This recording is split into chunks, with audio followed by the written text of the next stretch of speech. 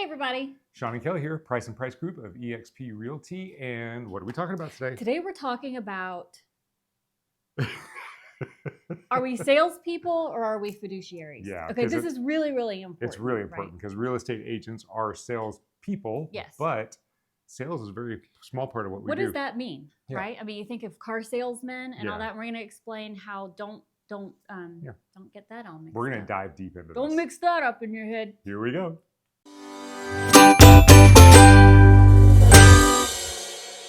Okay, so let's dive into this. So before we get into the details of this and how this works, let's first describe what a fiduciary is. Okay. Well, and that in the state of Virginia, yes, your real estate representative, your real estate agent has a fiduciary obligation to you. Yes.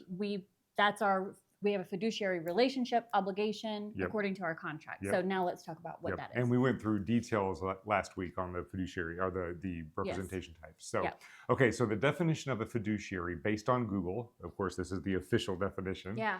A fiduciary is someone who manages money or property for someone else. When you're named as a fiduciary, in that term, we're talking about the agent.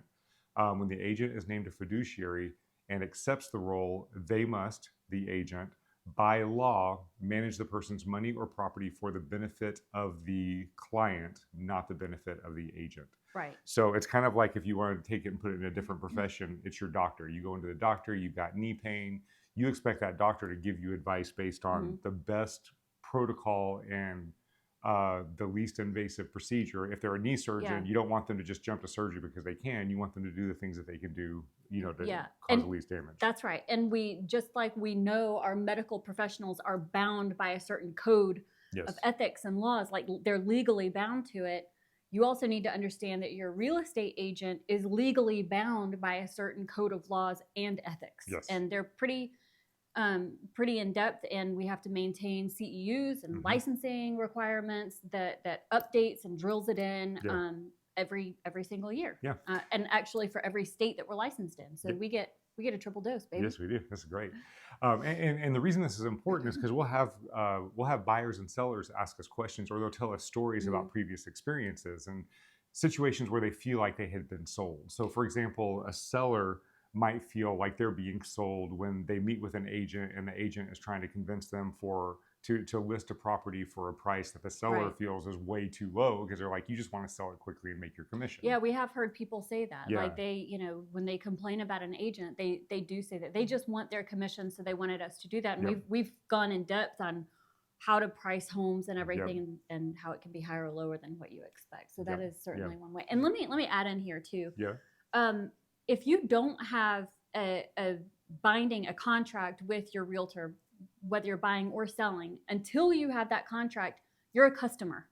Yes, that's a good point. And that means something. You're not a client yet. Yes. You're a customer, and we don't have a fiduciary obligation to you. We have a binding, we have to be honest. I mean, ethically, if you're good people, we obviously are going to do all this stuff anyway. But there's no legal obligation. That's right. That's right. Once we have that contract and we have established this fiduciary relationship, you're now a client. Yeah. So that's, whenever you hear things, my attorney-client privilege, there's that. Yep. A customer, if you go onto a car lot and you want to buy a car, you're never a client. If you go onto a builder's lot, you are a customer. You're not a client of the builder. And you're the customer. That's a very significant nuance there. So yes, thank you for letting me have that little absolutely. That was a good clarification. Tangent. High five. All right. So that's important. You may feel sold if there's a price. Now, some agents will sell you by going the opposite direction. They'll give you whatever you want. I can sell this house for $2.5 million, even though it's only worth 1.8. They'll buy the listing. So you do have to be careful of being sold in those situations, but that is not the role of a true agent that is representing you. Right. Another situation is we've heard clients that would complain about their previous realtor or realtor experience where they got an offer and the offer wasn't what the client wanted or perceived as being valuable, and they felt like they were pushed into trying to accept that offer. And they may have been, or they may not have done, but that's not what the role of a seller's agent is. It's to represent that seller. Buyers, how can buyers feel pressured? Oh my gosh.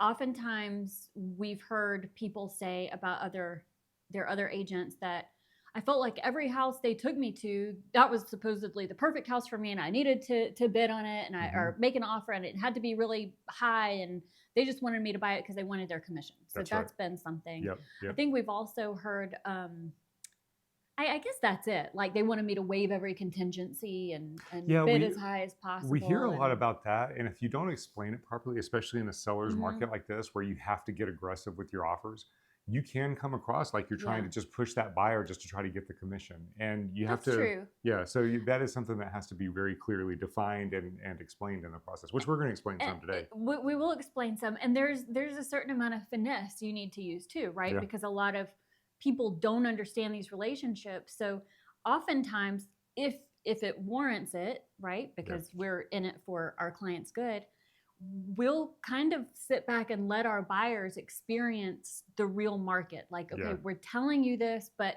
hey, if you want to make this kind of offer, let's see. Just understand it's always, you always have the final say, always.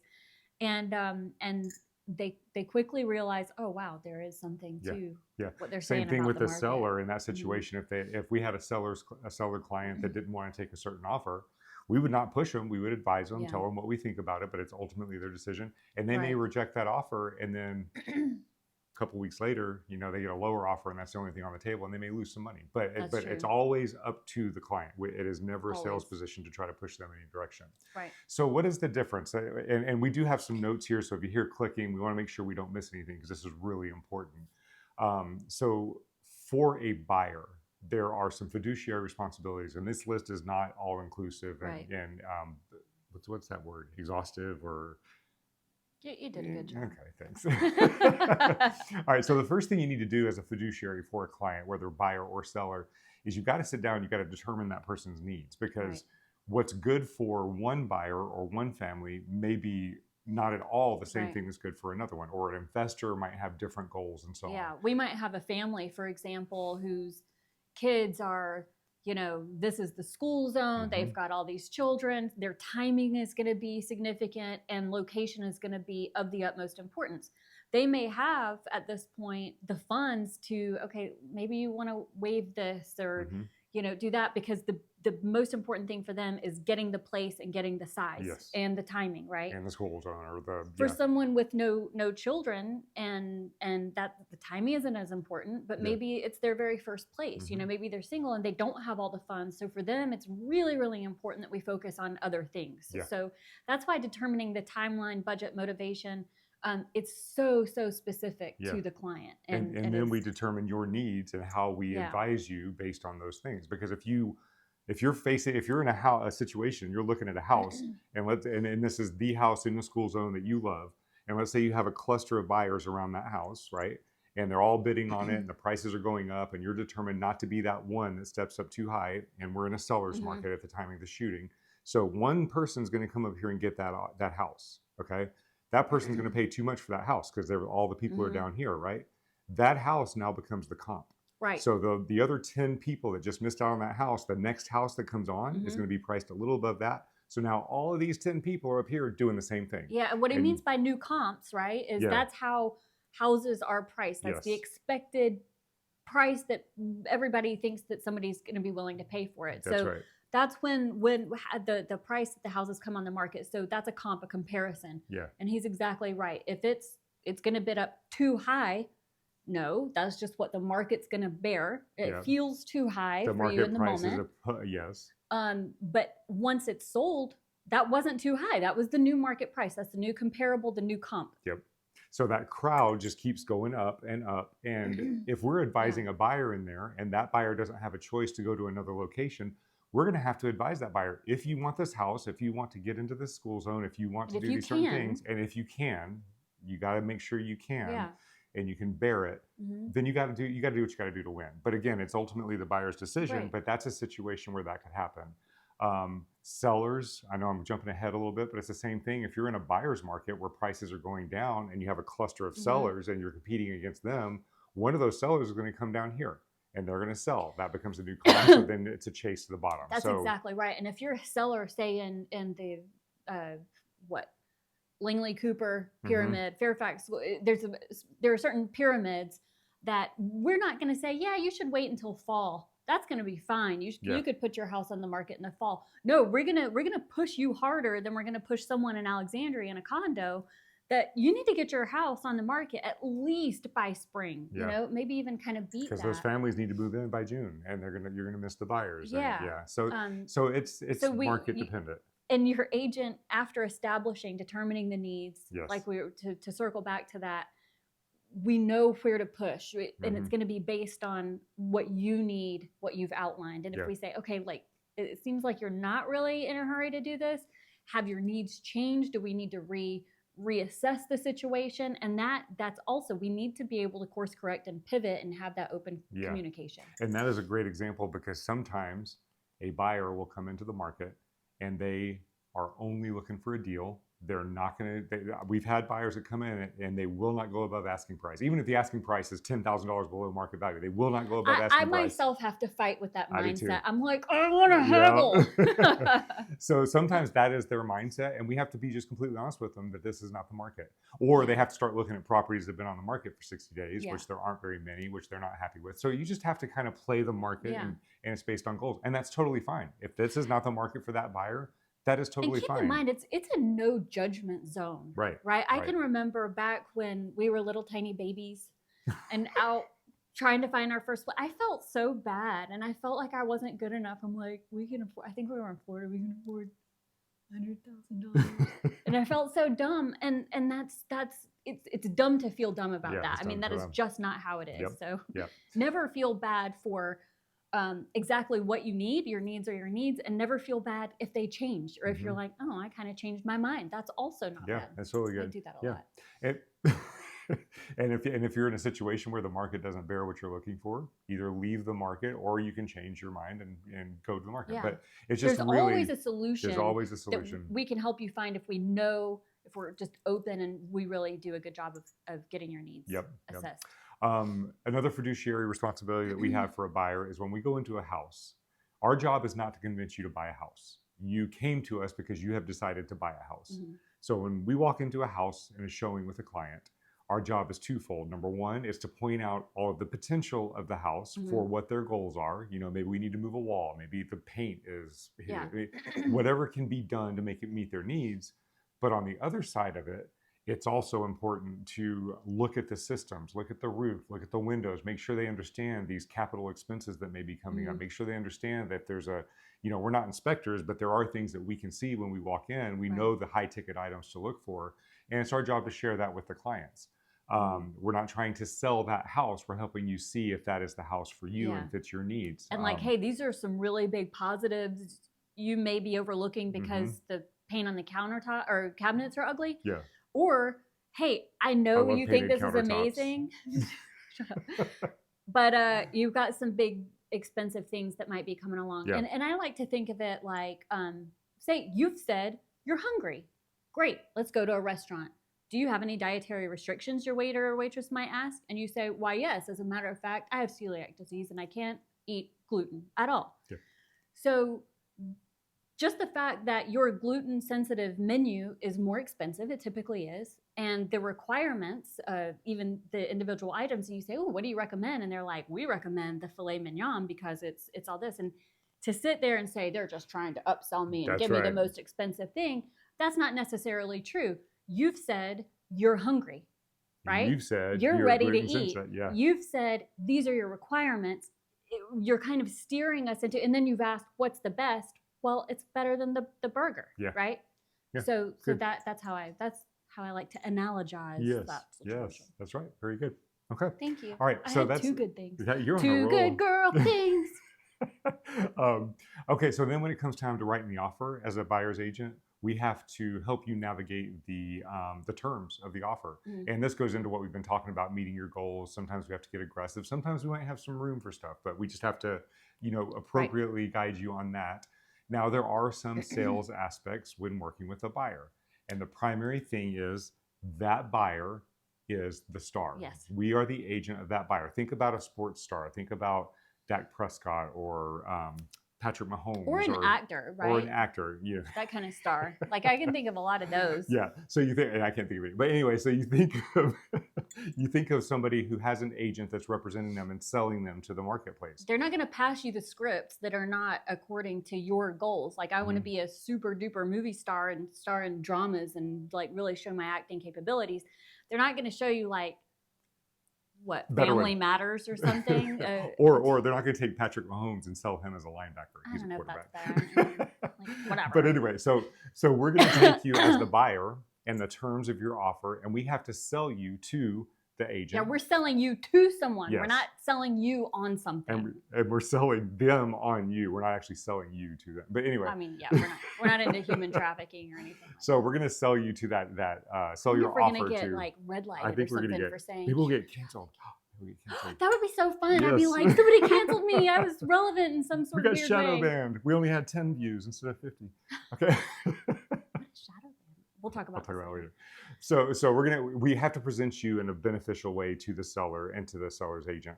And what ends up happening with that is there's a lot of... What do we mean by that? Like when you write your offer, we have to present it in a way of, hey, these are the benefits of this offer. We have no appraisal contingency, or we have 10,000 above ask, or whatever the... One of the key things, guys, I have to point out that has like pushed our offers over and gotten us the contracts, I've learned, has been who your lender is. When we submit your offer, we're also submitting your pre-approval. And when I say so-and-so is the lender, if you have ever worked with them, that they've seen all the documents. Yep. They're going to close on time. This and that. And if you haven't worked with them, you're about to find out. Yep. And they're available. Call them, text them now. You can get them. That's a huge thing. And that's a part of us pitching you and selling you to your offer to someone else. And the agents matter. The relationship with the agents, the communication between the agents. There's sales in that. There's a relationship and rapport and so on. So there's if we're jerks, no one's going to want to work with us, right? Yeah. We're not jerks.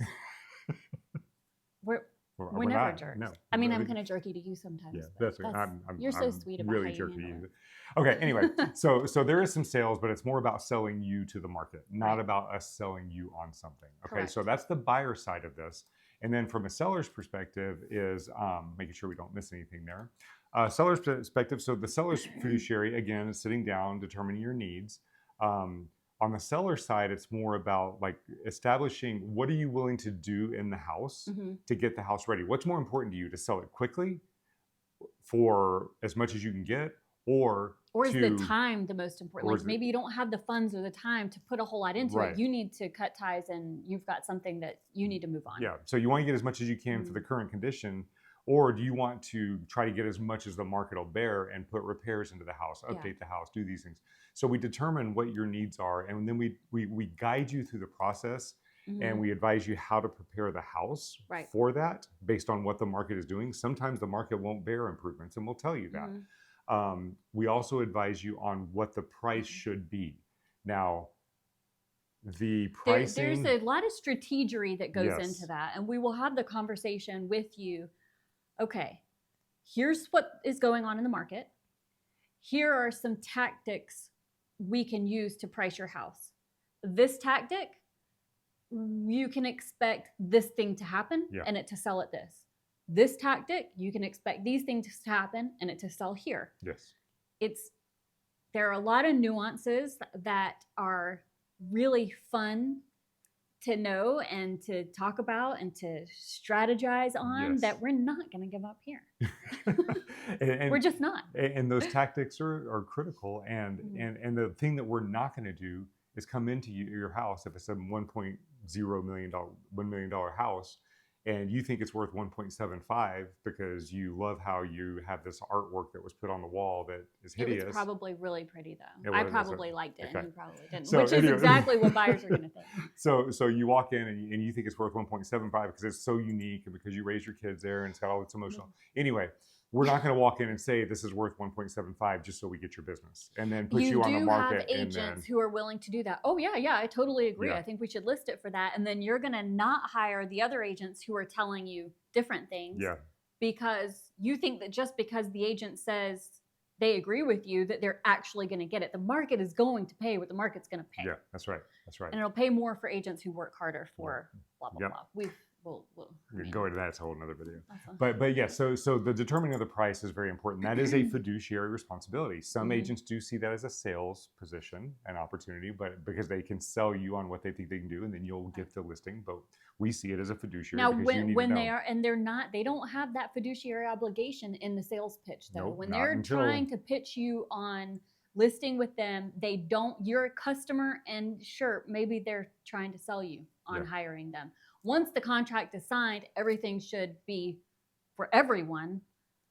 If it wasn't already, it should be perfectly fiduciarized. That's not a word, I don't think. It is now.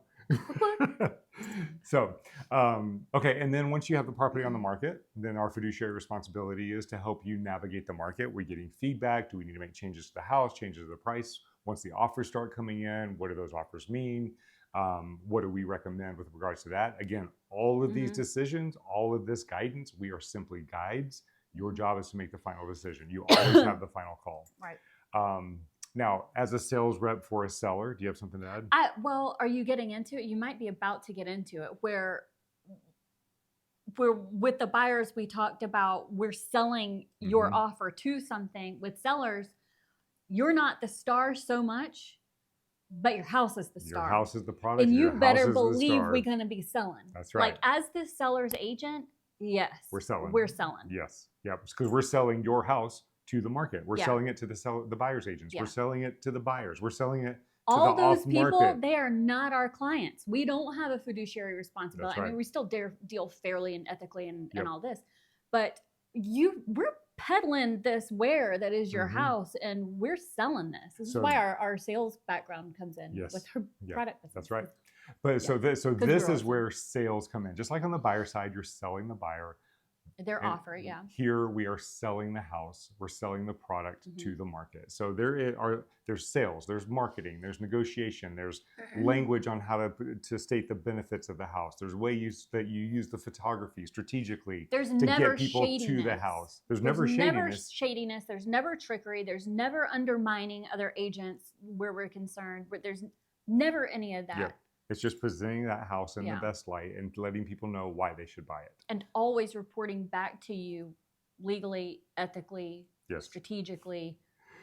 So she's hitting. What are you laughing at? She's hitting these things really hard because there are conversations that clients, buy side or sell side, want us to have with them about things that we can't speak about. Things like fair housing issues, discriminatory issues. There are things that have to be done.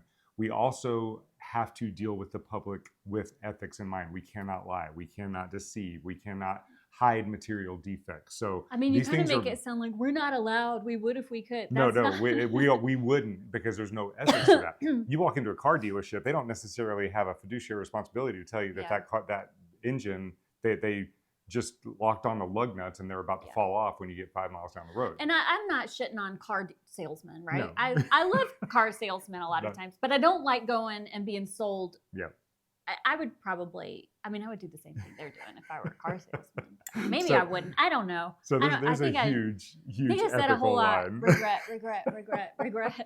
So there's a huge ethical line that has to be maintained here. But as a seller's agent for a selling house, we are selling that house. Okay. Did we get stupid on all that? I think we just went a little bit off of what we were talking about, but I think we're good. So anyway, so that is the thing to understand, that when you're communicating with your agent, if you feel like you're being sold something, we've had clients that when we were talking to them about writing an offer, they'll ask us point blank, because we have a relationship where we feel like honesty is important, and they'll ask us, why are you pushing so hard? We'll have the conversation. We explain to them what we're doing. And then they understand, and they're like, okay, so it's not that you're trying to sell me on this house, you're trying to help me achieve my goals, and that's exactly it. So, and do we have time for me to just circle back to the buyer and assessing the needs and all that, just for 1 minute? Okay. Yeah. So let's circle back to all that. The assessing the needs of the buyers, and let's say you've outlined you definitely need a 2-car garage, you definitely have to be in a certain county or area, and you definitely need 3 bedrooms, and you don't want anything bigger than a 1/4 acre. right? These are very, very, very important things to you. Those are your non-negotiables. And so we're taking you and we're showing you all of these, and you say, oh no, I really need a 3-car garage. Okay, great. Are you sure? You definitely need a 3-car garage. Yes, I'm absolutely sure I need a 3-car garage. Okay, great. So then your search has changed. We're not showing you houses with a 2-car garage anymore. And then if you come back and you say, oh, I want to look at this one, and we say, oh, darn it, it has a 2-car garage. Well, I'd be open to 2-car garages. It's like we can't work effectively for you and meet your goals without really knowing what's really, really important. So that's just, I really want to stress that what's necessary and what's desired is very important. Yep. Okay. All right. If you have any questions. It was under a minute. I was looking at the clock. You did good. If you have any questions, let us know. And was that a dead horse beating I just gave? I don't think so. Okay. I think we're good. Good. All right. Horses, all right. We'll see you next week. Or so they're still dead. I think next week we're going to talk about commissions. So make sure you stay tuned. Yes. That's that big elephant in everybody's room. That's right. That's right. Get back in there, elephant.